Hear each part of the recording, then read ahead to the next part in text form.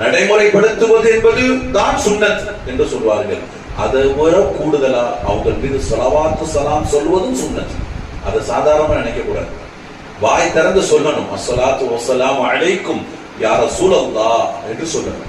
ஆயிஷா ரலியல்லாஹு அன்ஹா சொல்வாங்க, என் வாழ்க்கையில ரசூலுல்லாஹ்வுடைய மறைவுக்கு பின்னாடி என் வீட்டுக்கு நான் போயிட்டு வந்தேன். என் கணவர் ரசூலுல்லாஹ் அடக்கப்பட்ட இடத்துல நான் ஜியாரத்து செய்தேன். நான் போய் ஸலாத்து ஸலாம் சொல்லிட்டு வருவேன்.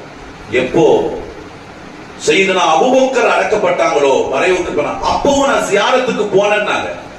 நான் சையதுனா என்னுடைய வாப்பா அபூபக்கர் என் வீட்டுல தான் அடக்கப்பட்டாங்க. என் வீட்டை தான் நான் மக்பராவை கொடுத்தேன்.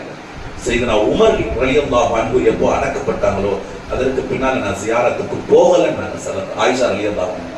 ஏன் போகலன்னா, உமர் அந்நிய ஆண் என்று சொன்னார்கள்.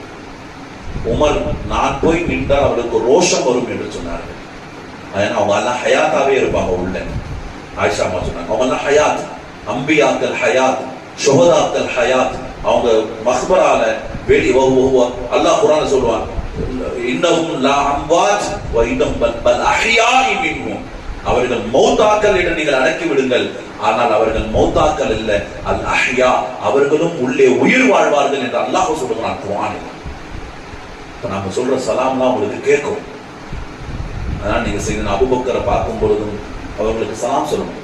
அஸ்ஸலாமு அலைக்கும் அபூபக்கர் அமீருல் முஃமினீன் என்று அழைக்கணும். யார? உமர். அவங்க அதுதான் ரொம்ப பிடிக்கும்.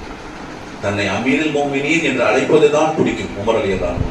அதனால அவங்க உண்மையிலே அமீர் மோமின் தான், கலீஃபாவாக இருந்தவங்க தான், சிறந்த கலீஃபாவாக இருந்தவங்க. அவங்க எல்லா கலீஃபாக்களுக்கும் சிறப்பு இருக்கிறது.